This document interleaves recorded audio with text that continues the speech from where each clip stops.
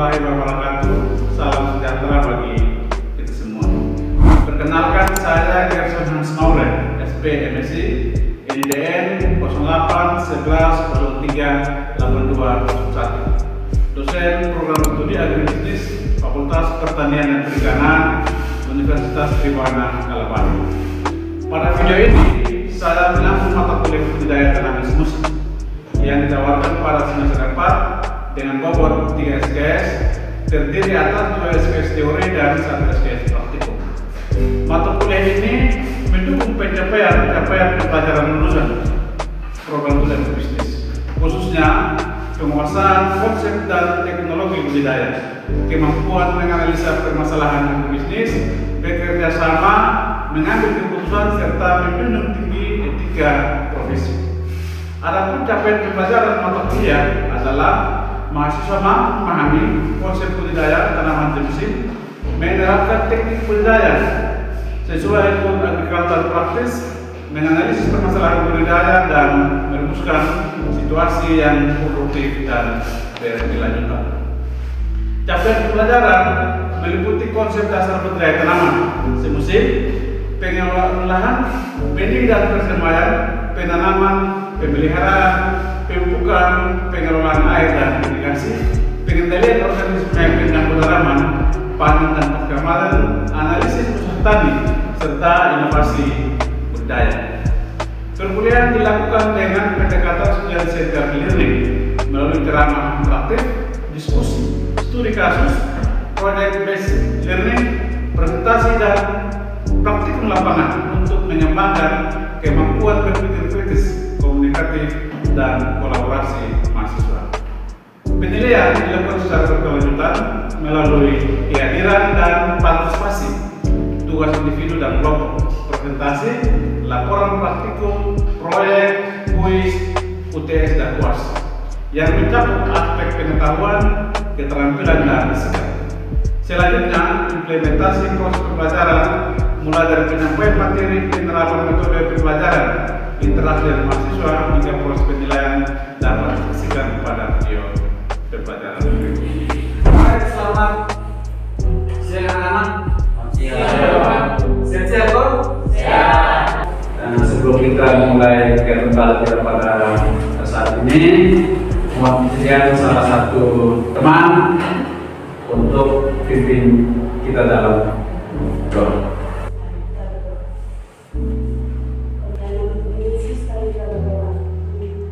Baik, terima kasih Roji. Sebelum kita kuliah, mungkin saya perlu kehadiran kita sebagai dosen. Karena itu mohon yang hadir bisa berkenan hadir. Sementara kalau teman-teman yang tidak berkenan hadir, mohon disampaikan alasan ketidakhadiran. Robi Sedama, Hadir Pak. Semarbeni, Hadir Pak. Dison Kabi, Hadir Pak. BTSI. Hadir Pak. Baik, terima kasih teman-teman untuk kehadirannya. Bersyukur itu bukti bahwa peserta kita semua dalam sekedar kekuatan. Dan karena itu pada kesempatan siang hari ini, sebagaimana mata kuliah kita pada hari ini berkaitan dengan mata kuliah budidaya tanaman semusim, dan pada pertemuan kali ini kita akan membahas berkaitan dengan pengelolaan air dan irigasi, khusus pada tanaman semusim.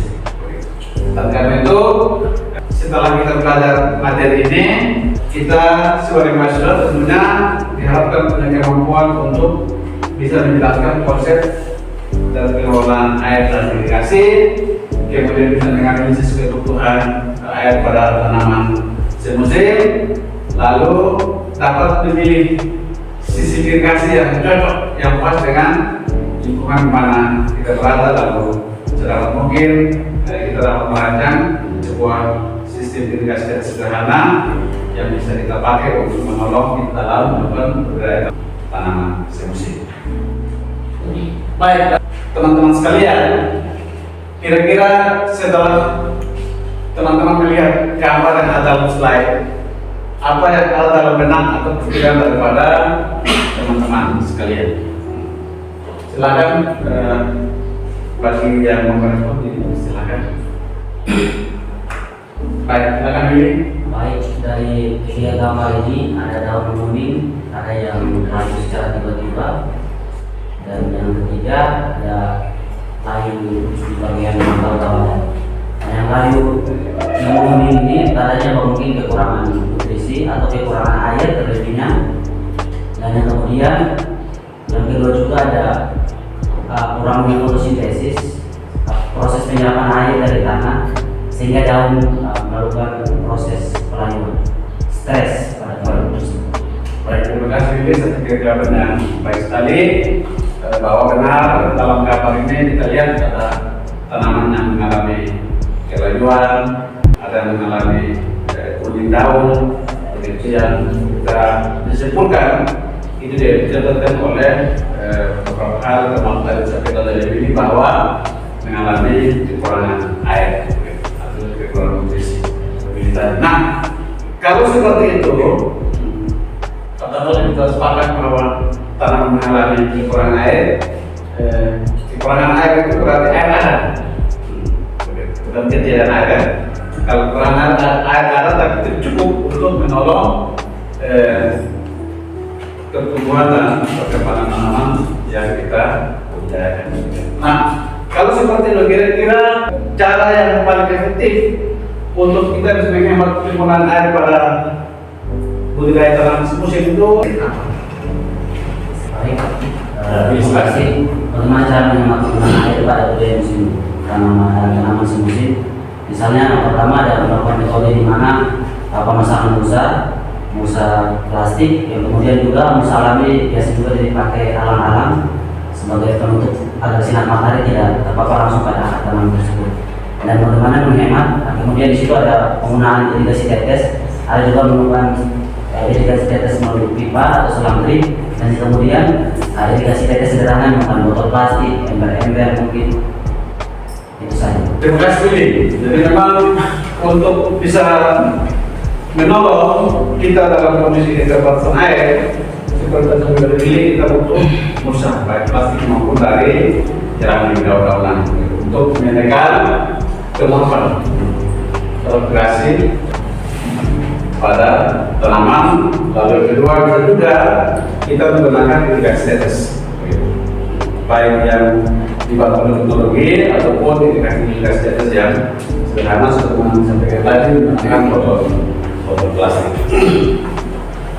Baik, teman-teman sekalian, jika seperti itu informasi yang saya sampaikan tadi, maka kita bisa katakan air ini kebutuhan paling kita.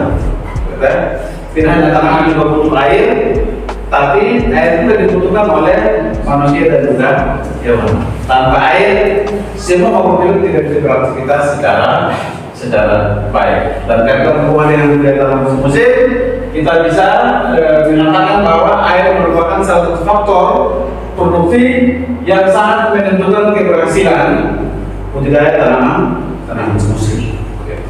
Artinya, kalau kekurangan air itu juga pasti ada risikonya, kelebihan air pun pasti ada resikonya. Tadi kekurangan air sudah kita lihat di gambar tadi, tanaman mengalami layu, mengalami kuning daun misalnya, bahkan bisa mengakibatkan kematian pada tanaman. Nah, kalau dia kelebihan air itu justru menghambat respirasi, proses pernapasan tanaman menjadi terhambat. Kemudian ya kalau kelebihan air itu seperti kita bisa lihat di praktek kita, itu biasanya serangan penyakit risikonya cukup tinggi. Jadi pertama terhadap risiko serangan penyakit dan juga mengakibatkan tanaman bisa mengalami kematian jika tanaman itu mengalami kekurangan air. Nah, dan karena itu teman-teman sekalian, saya kira kita perlu tahu kira-kira apa fungsi, tujuan, peran daripada air itu bagi tumbuhan.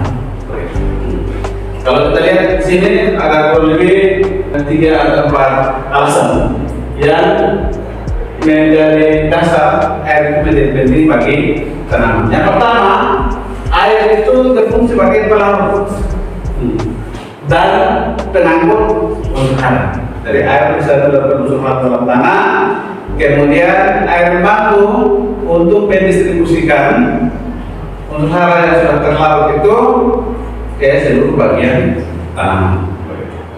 Yang kedua, air juga sebagai salah satu bahan baku dalam proses fotosintesis. Jadi kalau tanaman mau masak katakan begitu, dia butuh air juga, supaya bisa menghasilkan makanan bagi tanaman itu sendiri. Nah, makanan bagi tanaman sendiri disebut dengan glukosa. Jadi air, sinar matahari, karbon dioksida itu diubah menjadi glukosa dan oksigen. Kemudian yang ketiga itu menjaga turgor, begitu. Tekanan air dalam sel. Artinya kalau tanaman itu kekurangan air, dia tidak bisa berdiri tegak. Begitu. Makanya tadi kalau dilihat di gambar tadi, itu tanaman mengalami hilangnya dia tidak kuat. Begitu. Jadi dia berfungsi untuk menjaga turgor dan tekanan air dalam sel supaya tanaman mampu dan bisa untuk berdiri tegak sehingga bisa terhindar dari stres akibat kekurangan air. Yang ketiga adalah mengatur suhu tanaman. Air membantu untuk mengendalikan suhu tanaman melalui proses transferasi penguapan. Supaya apa? Supaya tanaman terhindar dari stres akibat dari suhu yang terlalu tinggi. Dan kalau terlalu panas itu bisa mengalami tanaman bisa mengalami stres. Karena tidak butuh transferasi untuk penguapan. Kasih lepas sebagian panas dalam tanah supaya dia bisa bertumbuh dan berkembang dengan baik. Lalu yang kelima, yaitu fungsi air pada tanaman adalah mendukung pertumbuhan dan perkembangan tanaman. Jadi saya pikir air punya peran yang sangat besar dalam pertumbuhan dan perkembangan tanaman. Dia berperan dalam pembelahan dan pembesaran sel.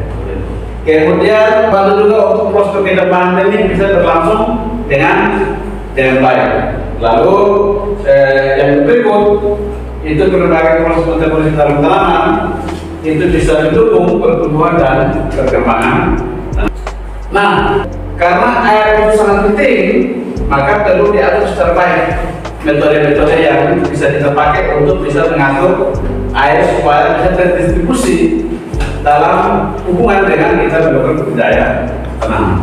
Air boleh ada, tapi kalau kita tidak atur secara baik manajemennya, begitu, metode-metode pengelolaan yang cocok untuk kita atur dalam hubungan yang budidaya tanaman, maka air itu juga fungsi-fungsi yang tadi disebutkan itu menjadi tidak ada. Dan cara itu perlu kita atur secara baik. Nah, ada beberapa metode yang klasik yang mungkin sering kita lihat, begitu, bahkan kita pernah pakai untuk kita siram tanaman ketika kita melakukan budidaya tanaman. Yang pertama itu irigasi permukaan. Jadi bisa dikatakan model-model tradisional. Jadi air dilepas dengan begitu saja, begitu membasahi lahan yang ditanami tanaman.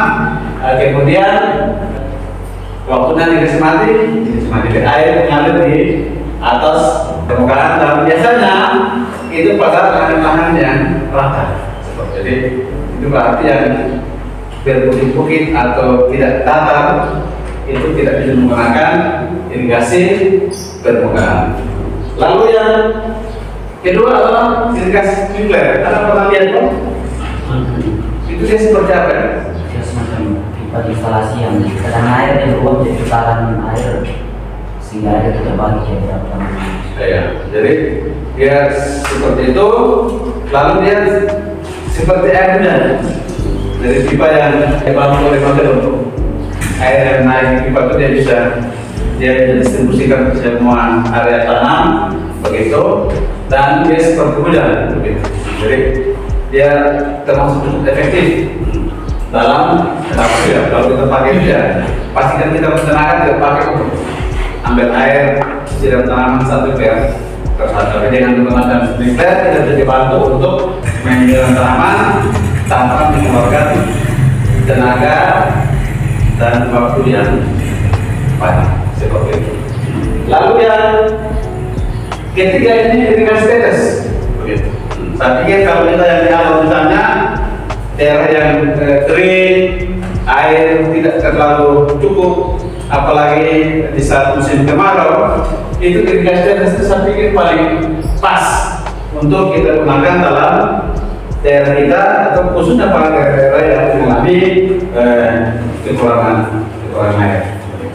Jadi kita menggunakan irigasi tetes, baik yang menggunakan irigasi sederhana, sebentar kita akan coba belajar di praktek nanti, atau yang menggunakan botol plastik atau bahan-bahan sampah misalnya, atau yang kedua kita bisa menggunakan selang irigasi yang dapat diperoleh di toko-toko pertanian. Tapi tentu untuk menggunakan teknologi yang lebih itu membutuhkan biaya yang cukup besar. Nah, terhadap irigasi ini saya dalam tim agribisnis tahun 2004 itu kita bersyukur kita dapat pendanaan hibah dari Kementerian Pendidikan Tinggi dan Sains dan Pendidikan Tinggi.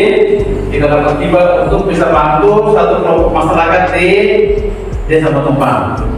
Jadi kita dapat bantuan dana, dana bantuan itu kita pakai untuk bisa membantu masyarakat di Desa Batumpang, terutama untuk kelompok ibu-ibu. Orang punya kelompok tani begitu, orang melakukan usaha tanaman budidaya, tanaman sayuran hortikultura, tetapi mereka menggunakan siram secara manual, jadi pakai tenaga yang istiqail siram satu, dan itu membutuhkan waktu dan tenaga yang cukup.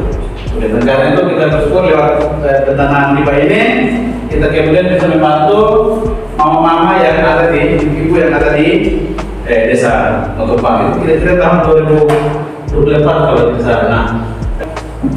Kita bantu buatkan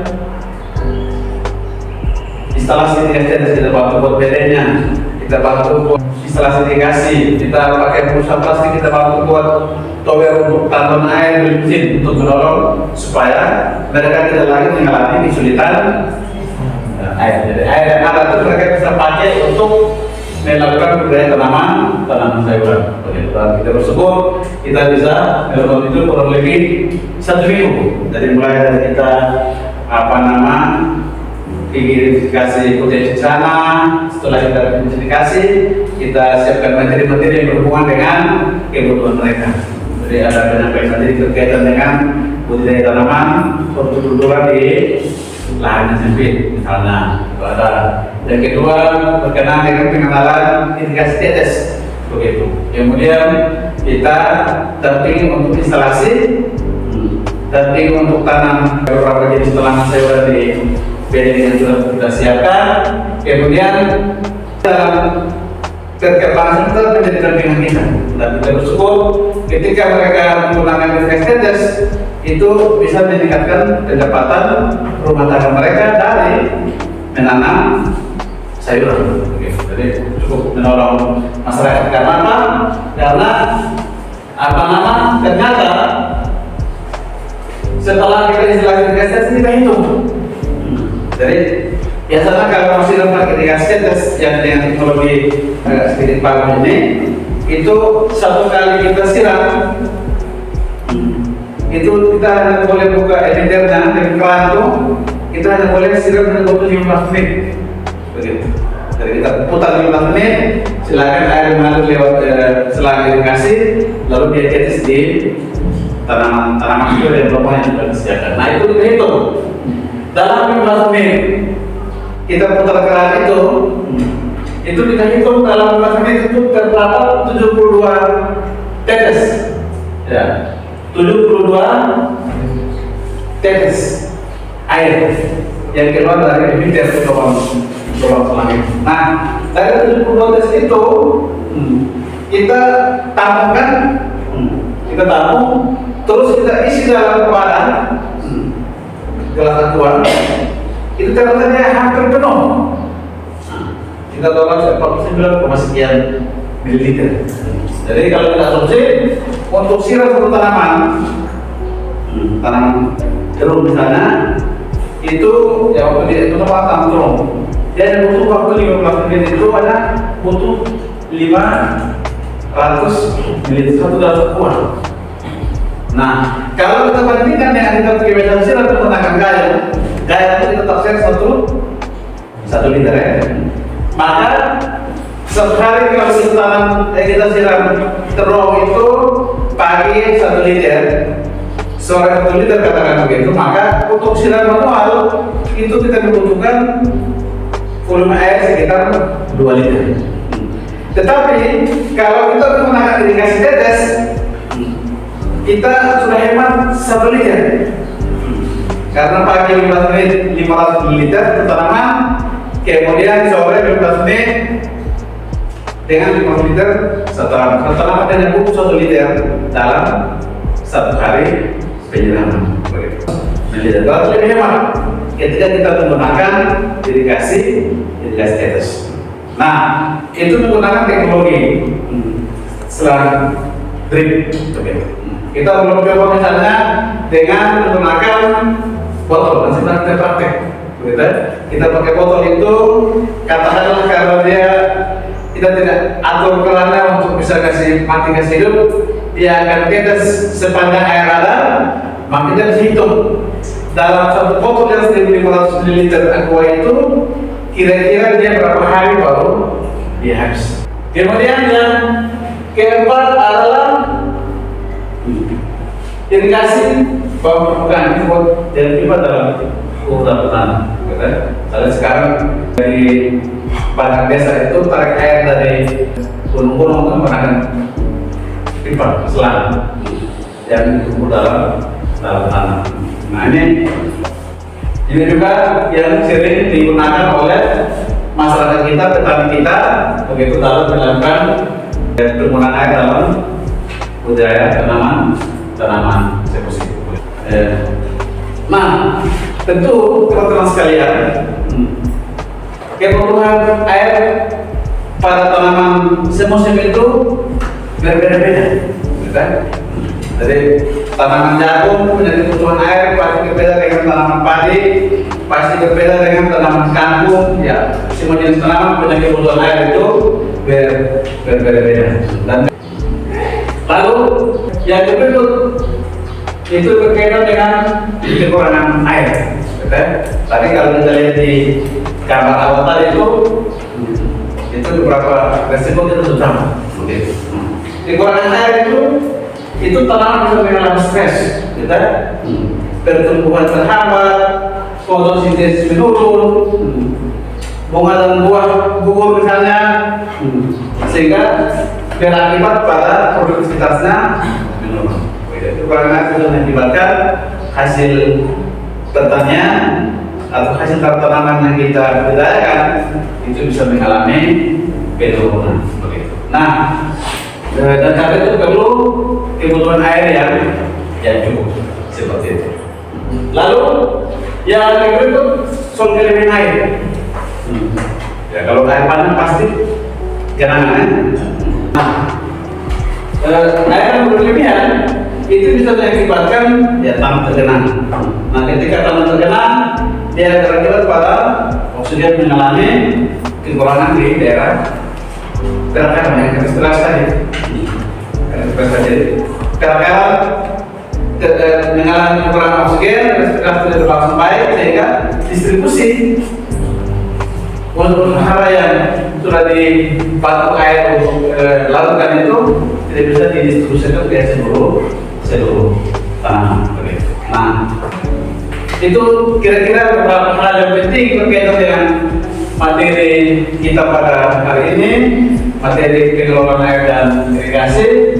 Saya berharap semua kita bisa memahami, bisa mengerti, dan selanjutnya bisa menolong kita dalam menggunakan air secara baik, secara lebih efektif dan efisien dalam kita melakukan budidaya tanaman. Nah, mengakhiri kita punya perjumpaan ini, saya ingin menyampaikan beberapa pertanyaan.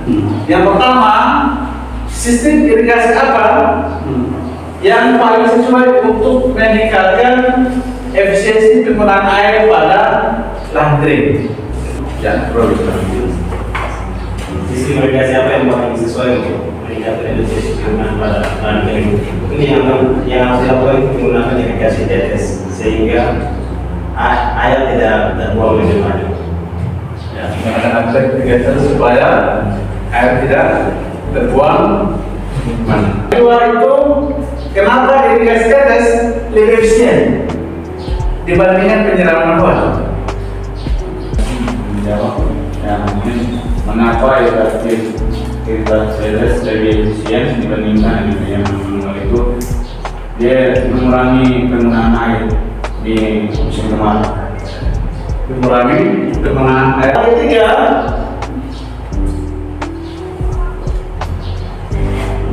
bagaimana pengaruh pengurangan air terhadap pertumbuhan tanaman?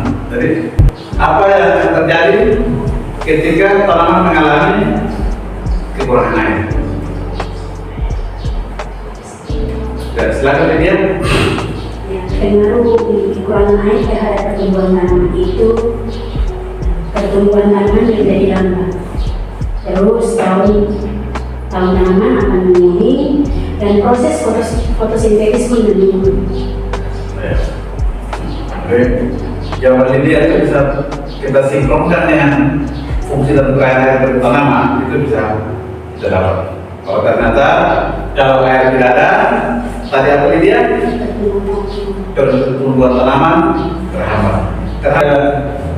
Terima kasih teman-teman sekalian, anak-anak semua. Bertemu kita akan selesai. Tapi saya berterima kasih karena anak-anak memberi respon yang baik, antusias dan fokus dalam penyampaian materi, sehingga ketika kalian mengajukan pertanyaan-pertanyaan di akhir pertemuan ini, anak-anak sekalian menjawab pertanyaan dengan baik dan berkenan. Kita berharap nanti setelah ini kita kenal di lapangan untuk kita bisa simulasikan atau membuat irigasi sederhana yang menggunakan botol plastik. Mungkin seperti itu. Sebelum kita selesai, jangan sampai ada yang mau bertanya lagi atau ada pendapat-pendapat berkaitan dengan materi kita pada kesempatan saat ini. Pas toh? Baik. Kalau begitu, terima kasih banyak teman-teman sekalian untuk waktunya. Kita saling mendoakan supaya kita bisa bertemu di kuliah-kuliah selanjutnya, baik untuk mata kuliah ini ataupun pada mata kuliah lain yang diasuh oleh Bapak Ibu. Tapi sebelum terima kasih banyak, Tuhan memberkati kita semua. Salam.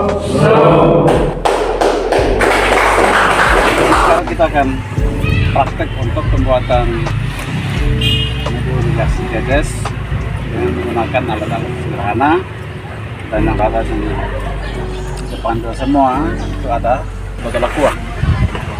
Jadi alat-alatnya botol aqua, kemudian paku untuk melubangi tutup, lalu ada cotton bag ini untuk menggantikan fungsi emitter pada irigasi. Jadi pertama kita ambil botol 1,5 atau 600 ml boleh, tergantung kebutuhan kita. Kemudian kita lubangi di bagian tutup botol. Kita kasih lubang di paling tengah menggunakan paku, begitu. Usahakan supaya lubangnya menyesuaikan dengan ukuran cotton bag ini. Setelah itu, cotton bagnya kita potong menggunakan pisau. Kita potong bagi dua, lalu kita masukkan di lubang yang sudah kita buat dalam lubang botol. Sebaiknya di bagian atasnya kita cukup pakai satu lubang saja, lalu kita tutup. Setelah itu kita ikat pada tiang ajir. Siapkan dari belahan bambu seperti ini, kemudian kita ikat. Setelah itu kita isi air dan kita sudah bisa pasang di tanaman yang sudah tersedia di polybag ataupun pada bedengan yang sudah kita tanami dengan tanaman semusim. Terima kasih.